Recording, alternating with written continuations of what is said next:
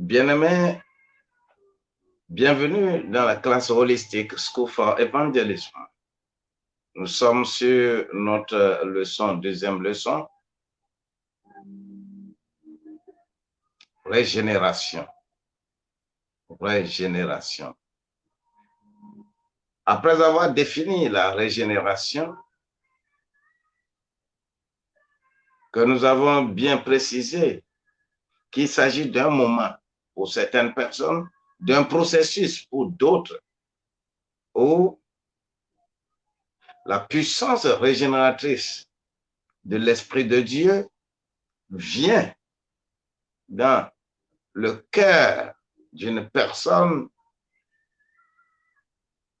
et donne à son esprit la nouvelle naissance.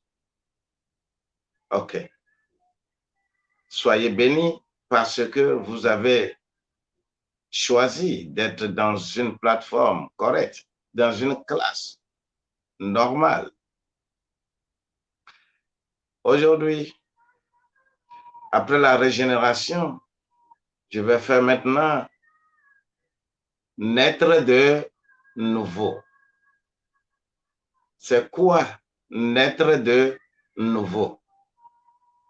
Quand on dit que quelqu'un est né de nouveau, people are saying born again, born again, born again, I'm a born again.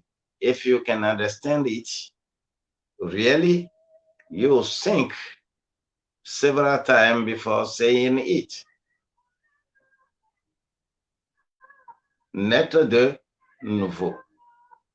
Et nous allons essayer dans naître de nouveau, nous allons trouver des notions telles que le baptême d'eau, mais nous ne serons pas encore là-bas aujourd'hui. Naître deux fois et accepter le Christ. Les trois notions-là sont dans le concept de la nouvelle naissance. Aujourd'hui, je vais parler seulement de naître de nouveau. C'est quoi naître de nouveau? Eh bien, si on parle de ce terme, c'est la puissance régénératrice de l'Esprit Saint qui fait approprier l'expérience de la nouvelle naissance. Ce n'est pas une affaire théologique, ce n'est pas une affaire religieuse, mais c'est une affaire personnelle. S'il est écrit dans Romains, l'épître de Paul aux Romains au chapitre 10, versets 9 et 10, il est écrit: si tu confesses de ta bouche le Seigneur Jésus, et si tu crois dans ton cœur que Dieu l'a ressuscité des morts, tu seras sauvé. Mais c'est trop simple. Hein? On n'a pas encore parlé de baptême. Hein? Si tu crois, si tu confesses par ta bouche, et tu crois dans ton cœur que Jésus-Christ est ressuscité d'entre les morts, eh bien, tu seras sauvé. Car c'est en croyant du cœur qu'on parvient à la justice. Mais c'est en confessant de sa bouche qu'on parvient au salut. Ça, c'est déjà clair. La nouvelle naissance, nous devons déjà comprendre cela de cette manière. Je crois dans mon cœur, je confesse par ma bouche. J'ai la nouvelle naissance. Alors, il est alors reconnaissant du fait que Jésus ait payé la peine de mort pour mes péchés. C'est-à-dire, je crois ça. La nouvelle naissance, c'est ça le processus. Je crois que Jésus a payé la peine de mort que je mérite. Il a payé, il a donné sa vie en rançon. C'est une affaire qui se passe en toi. C'est une affaire qui se passe dans ton cœur. Oh, alléluia. Puisque Romains 6, 23 déclare très bien que tous ont péché. Ils sont privés de la gloire de Dieu. Mais quiconque accepte le sang versé du Christ pour ses péchés et met sa foi ou sa confiance dans le sang de l'agneau, tel que Romains au chapitre 3, verset 25 le dit, alors il est sauvé. Quiconque. On n'a pas mis, il n'y a pas de différence entre femmes, hommes. J'aime beaucoup ce mot quiconque, tellement. Je voudrais te dire que lorsque je le crois comme ça, je suis rendu propre. Tout ce qui se passe avec moi, je suis rendu propre. Parce que je crois dans mon cœur, je confesse par ma bouche, eh bien,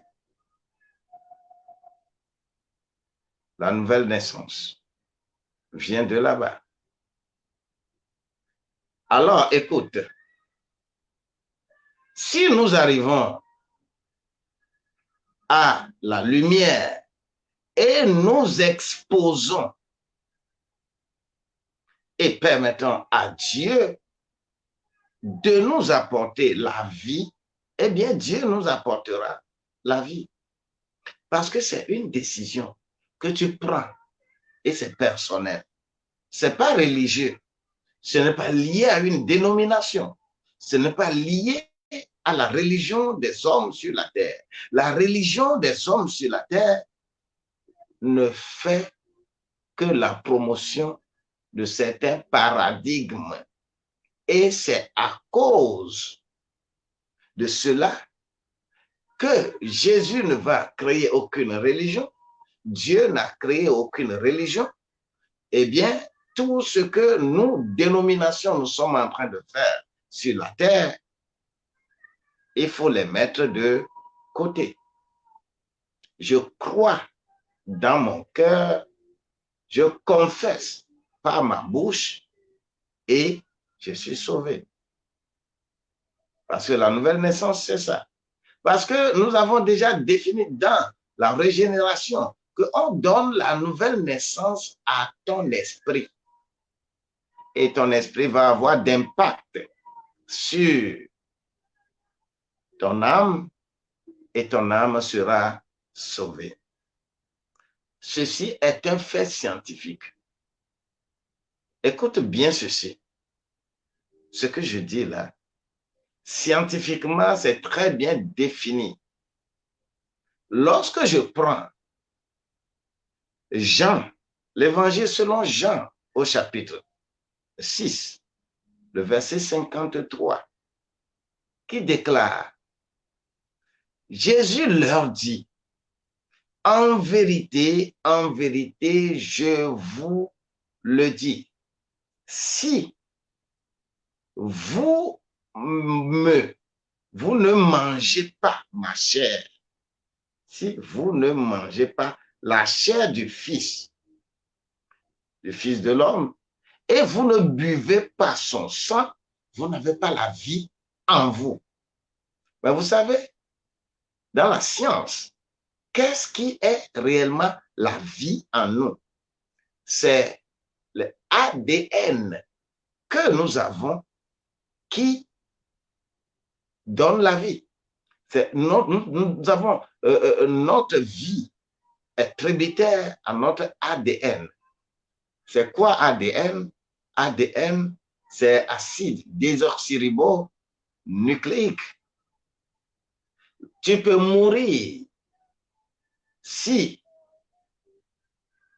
tes os, on peut retrouver tes os, même si c'est 1000 ans, quand on analyse, on va trouver les graines de ta vie. Et cela ne sera pas différent de ce que tes enfants vont avoir.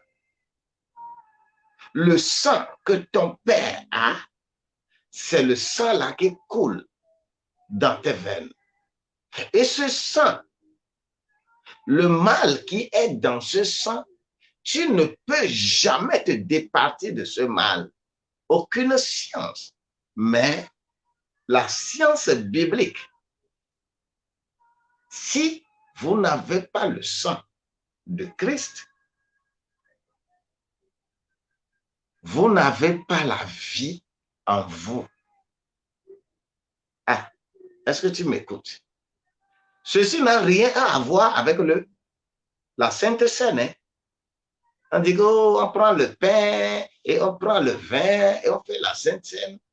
Ceci que nous disons ici, dans ce chapitre 6 de Jean, le pain a été multiplié, d'accord, et les gens ont suivi Jésus-Christ. Mais laisse-moi te dire que ce qu'il est en train de dire ici, il est rentré dans l'âme et il va quitter l'âme pour rentrer dans l'esprit.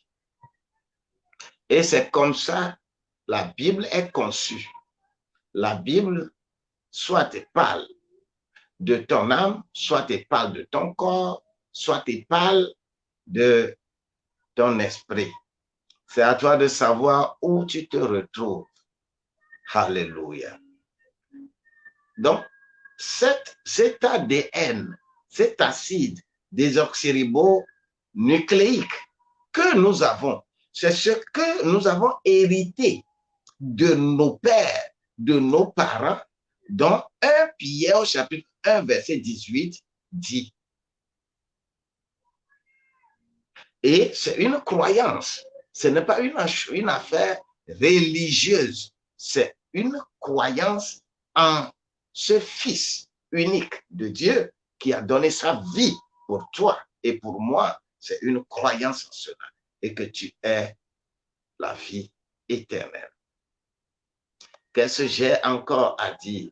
Parce que ce qui m'intéresse ici beaucoup plus dans cette affaire de la nouvelle naissance, il s'agit du remplacement de ce sang de péché que tu as en toi. Ce sang-là doit changer. Dieu doit changer ça. Si ton papa est mort d'hématie, toi, tu ne dois pas avoir d'hématie. Si ton papa est mort à travers une maladie héréditaire, toi, tu ne dois plus avoir ça parce que le sang que tu as qui coule maintenant dans tes veines, ce sang-là n'est plus le sang de ton père, mais tu as changé ça par ta croyance, par ta foi, tu l'as changé en sang de Christ qu'il a versé pour toi. Jésus dit que nous avons, ou bien nous devons naître de nouveau. Vous savez, s'il s'agissait d'une affaire intellectuelle, il n'y aurait pas de problème entre Jésus et Nicodème dans le chapitre 3 de l'évangile selon Jean. Au verset 7, Jésus a dit ceci: ne t'étonne pas que je t'ai dit qu'il faut que tu naisses de nouveau. Jésus dit ça là à un docteur de la loi. Quelqu'un qui comprend la loi, quelqu'un qui enseigne la loi. C'est à lui que Jésus dit ça. Ce qui veut dire que la nouvelle naissance n'est pas une affaire religieuse. Dire que moi, je suis de telle religion, je suis de telle église, je suis de telle ça, ce n'est pas les principes que nous avons dans nos églises. Chacun sait ce qui le dérange. Mais laisse-moi te dire que c'est à un docteur qu'on a dit de naître de nouveau. Nous, pasteurs, nous, prophètes, nous, évangélistes, nous, docteurs, tout ça là, pasteurs que nous sommes aujourd'hui, apôtres que nous sommes aujourd'hui, et que nous crions tout ça là, la question est de savoir, est-ce que toi-même, tu as la nouvelle naissance pour parler de la nouvelle naissance à d'autres? Est-ce que ton ADN a changé? On parle de nouvelle naissance. Oh, alléluia. C'est terrible. À un docteur, on peut dire ça, on peut demander ça. Est-ce que tu peux te tenir devant un docteur, un révérend aujourd'hui et lui dire ça? Mais Nicodème ne comprenait pas ce qu'on appelle la nouvelle naissance. Mais vous savez, si Jésus dit que nous devons naître de nouveau, c'est vraiment quelque chose de vrai et de scientifique. Et ça doit nous interpeller. Lorsque Jésus avait fait cette conversation avec Nicodème, lorsque je suis dans le verset 3 de Jean, le verset 5 de Jean 3 là, Jésus répondit, en vérité, je te le dis, si un homme de naît de nouveau et de naître d'eau et d'esprit, naître d'eau et d'esprit, il ne peut entrer dans le royaume de Dieu. Il faut naître d'eau et d'esprit. Ça veut dire quoi? En réalité, les gens parlent de l'eau, de la terre, du ciel, du vent. Les géomanciens parlent beaucoup de ça. Lorsque tu nais d'eau, et c'est de là que nous allons parler maintenant du baptême. Mais cela ne vient pas encore ici. Celui qui naît d'eau, la croyance, parce que les esprits qui sont dans l'eau sont plus puissants que les esprits qui sont sur la terre. Quand tu nais d'eau, cela veut dire que tu es sorti des esprits de l'eau. Mais il y a les esprits des airs et il faut également naître de ça et sortir de ça. Oh, alléluia. Que quelqu'un soit béni et que la grâce de Dieu t'accompagne. Donc, l'expression naître de nouveau a deux, comment l'appelle-t-on? Vient de deux mots. Le premier mot grec, c'est genao et anodem. Genao, anodem. Genao ou genao ou anodem. Qui signifie quoi?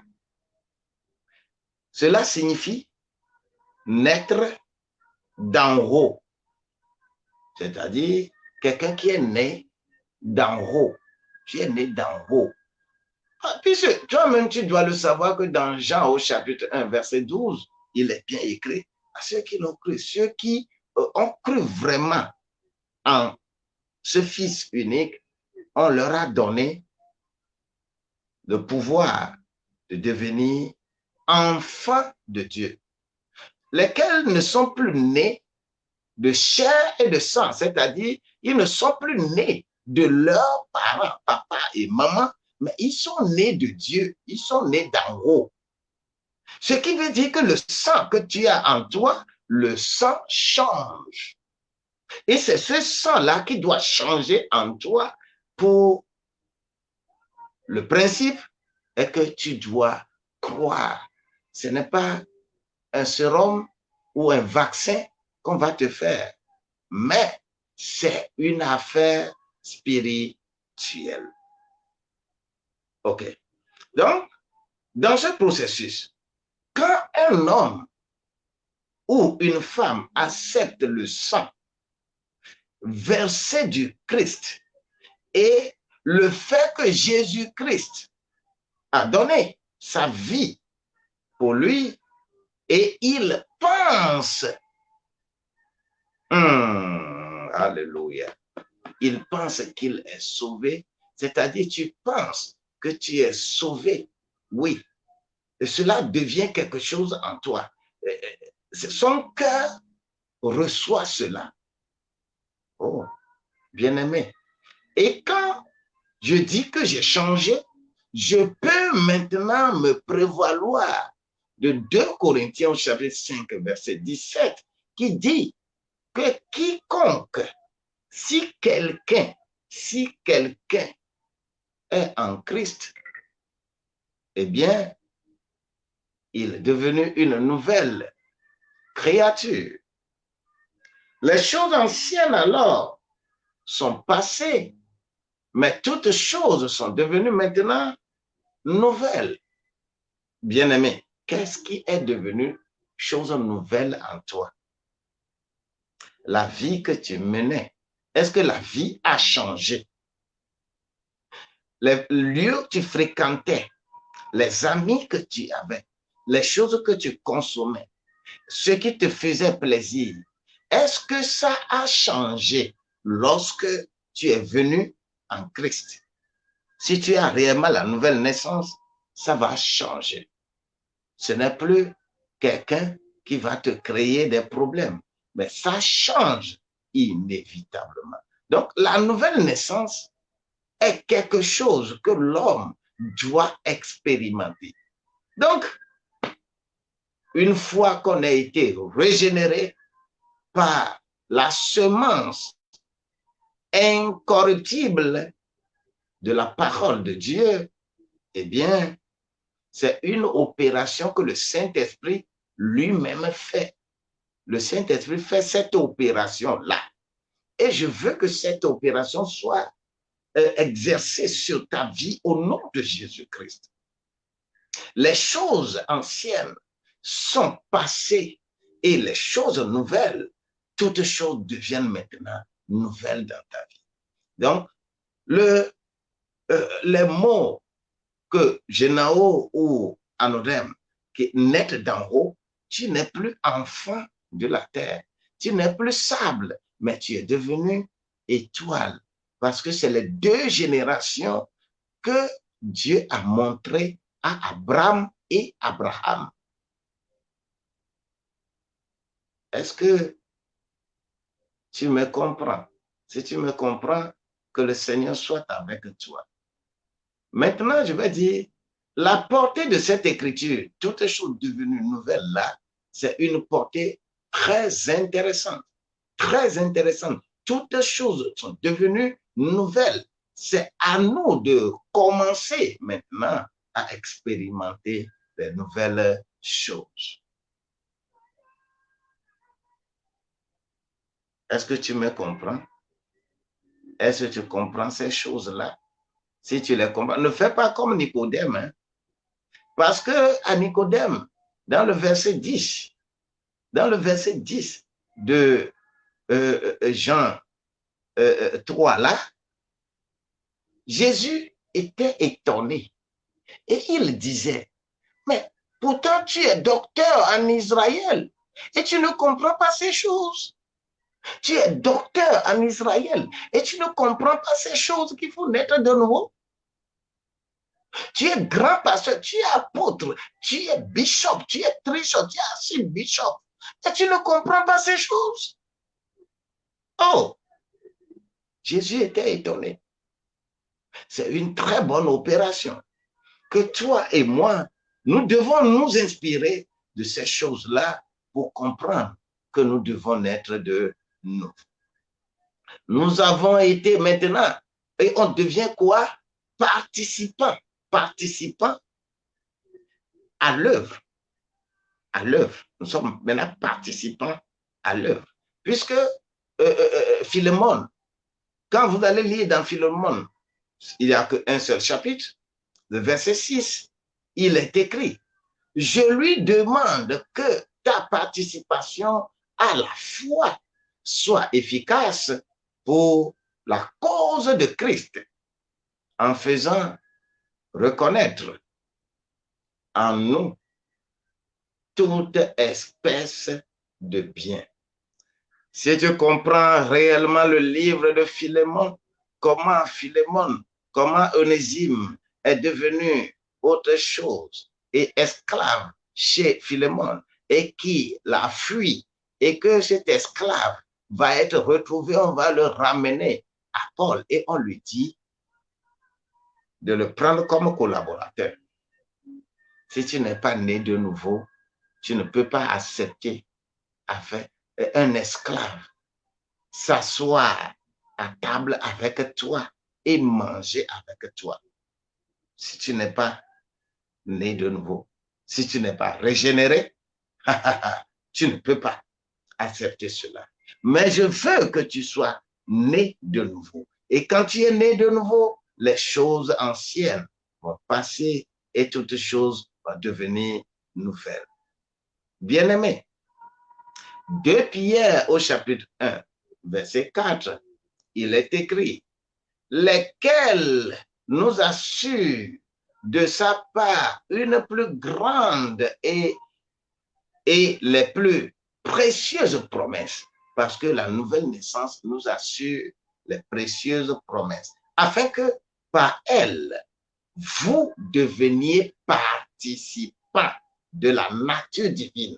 Quelqu'un qui est né de nouveau, il participe à la nature divine de Christ. La nature divine de Christ. Nous allons en parler plus devant. Et il ne peut que fuir la corruption qui existe dans ce monde. Parce que tu ne te bats plus pour ne plus pécher, mais tu as une nouvelle nature. Si toi, jusque-là, tu te bats, tu te tords, tu te tords, avant de ne pas pécher, eh bien, sache que tu as des problèmes. Tu n'es pas encore né de nouveau. Et même lorsque nous étions pécheurs, on savait faire certaines choses. Mais comme nous ne sommes plus, et nous devons maintenant être participants à la nature divine de Christ, eh bien, nous sommes nés de nouveau. Si tu es né de nouveau, dis-moi, waouh, je suis né de nouveau. Nous sommes nombreux dans des églises. Nous sommes participants à l'église et nous sommes intégrés à l'église et nous nous glorifions des choses que la religion est en train de faire. La religion, aucune dénomination n'est auprès de Dieu. Mais toi, tu as ton nom auprès de Dieu. Dieu a besoin de toi. Dieu n'a pas besoin de ta religion. Il faut naître de nouveau. Et c'est ça, la grandeur. Avoir ADN de Dieu pour changer le sang là qui te pousse à faire du mal. Le sang là qui te pousse à faire du mal, il faudrait que ce sang soit changé. Et ça soit changé au nom de Jésus-Christ. Sois béni et sois béni parce que tu as écouté et tu as compris et tu vas effectivement marcher et réfléchir là-dessus pour la seule gloire de notre Dieu. Tu es béni au nom de Jésus-Christ. Je reviendrai maintenant pour parler du baptême d'eau. Je reviendrai pour parler du baptême d'eau, de comment il faut naître 2 fois et comment il faut accepter le Christ. Sois béni dans la prochaine vidéo. Que la paix de Dieu soit avec vous. Amen.